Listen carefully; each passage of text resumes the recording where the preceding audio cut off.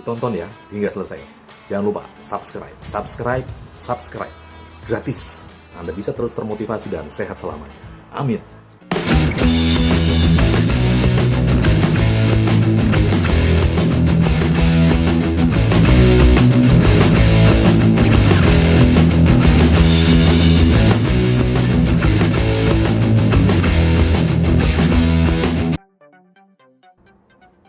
Halo, selamat pagi Bapak Ibu sekalian, seluruh rekan-rekan milenial di seluruh tanah air. Apa kabar Anda semua? Saya berharap Bapak Ibu sekalian dan rekan-rekan milenial di seluruh tanah air sehat semuanya ya. Jumpa lagi dengan saya. Mohon maaf, sudah beberapa minggu ini saya absen untuk nge-vlog ya. Perkenankan di pagi hari ini saya ingin memberikan sharing terkait dengan dasar-dasar prinsip-prinsip hidup yang baik dan benar seperti apa sih Bapak Ibu sekalian, rekan-rekan milenial di seluruh tanah air. Karena banyak pribadi-pribadi yang memang merasa dirinya itu sudah benar dan baik, tapi menggunakan perspektif dirinya sendiri, ya, tidak menggunakan dasar-dasar yang dipatutkan, yang dibenarkan, seperti itu ya. Jadi seperti apa sih? Jangan skip video ini ya, tonton terus hingga selesai.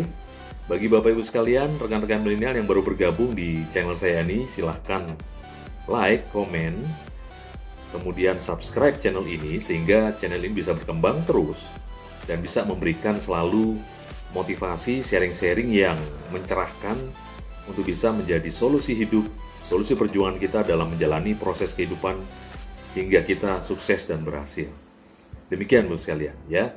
Jadi dasar-dasar yang menjadikan prinsip hidup yang baik dan benar itu tentunya kita harus berdasar kepada norma agama, norma negara, norma sosial, dan norma etika Bapak sekalian.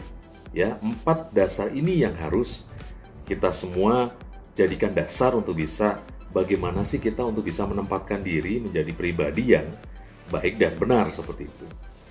Tidak hanya baik, tapi juga harus benar. Tidak juga hanya benar, tapi juga harus baik Bapak sekalian ya. Jadi keduanya harus dikolaborasikan agar bisa menjadikan kita dalam berproses hidup ini sehingga segala sesuatu yang kita lakukan, yang kita perbuat, yang kita ucapkan ini semuanya baik dan benar, semuanya bisa menjadi hal-hal yang tidak menjadikan tidak menjadikan hal-hal yang bisa memicu perdebatan yang sengit, perdebatan yang tidak ada manfaatnya, perdebatan yang sifatnya debat kusir dan lain sebagainya. Sehingga dalam kita berperilaku, dalam kita berbuat, kita bisa menjadikan dasar ini, dasar prinsip hidup baik dan benar ini menjadi panglima dalam hidup kita ya.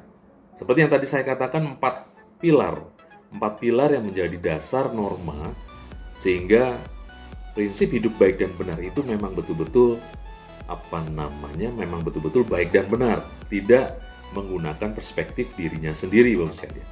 Nah, kalau menggunakan perspektif dirinya sendiri, tentunya dalam kehidupan sebuah perjalanan kehidupan, proses kehidupan seseorang itu akan menimbulkan keegoisan seperti itu ya, karena mementingkan dirinya sendiri ya. Tapi kalau kita berprinsip hidup baik dan benar itu sesuai dengan norma agama, norma negara, norma sosial, dan norma etika, ini lebih baik lagi ya. Norma agama misalkan apa Bu sekalian? Yang menjadi perintah dan larangan Tuhan yang Maha Kuasa ya kita jalani. Yang menjadi perintah ya kita jalani, yang menjadi larangannya kita harus jauhi seperti itu ya. Kemudian norma negara itu dari Undang-Undang Dasar Negara Republik Indonesia tahun 45 ya, yang tertinggi, undang-undang tertinggi. Kemudian undang-undang, kemudian peraturan pemerintah, kemudian peraturan daerah, kemudian peraturan menteri dan lain sebagainya yang mengatur kehidupan sebuah negara yang di dalamnya terdapat masyarakat yang perlu diatur sehingga proses kehidupan ini menjadi teratur seperti itu ya. Kemudian norma sosial Bapak sekalian, norma sosial itu adalah yang mengatur kehidupan bersosial ya. dalam sebuah dalam sebuah komunitas. Misalkan satu RT, satu RW, ya, satu kelurahan, satu kecamatan, ya, satu kabupaten, satu kota, satu provinsi, satu negara, itu pasti mengenal norma sosial.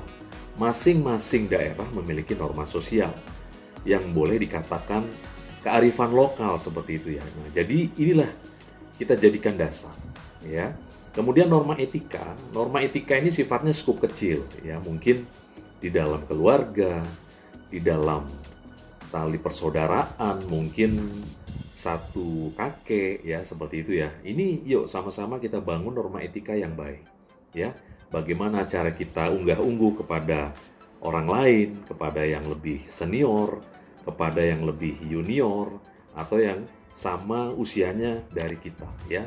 Itu ada etikanya, Bapak sekalian. Nah, jika kita bisa mendasarkan prinsip hidup baik dan benar itu kepada 4 dasar ini, inilah yang menjadikan kita bisa hidup teratur, bisa menjadikan masyarakat Indonesia menjadi masyarakat yang disiplin, bisa juga menjadikan masyarakat Indonesia menjadi masyarakat yang guyup, kekeluargaan, gotong royong, dan lain sebagainya seperti itu.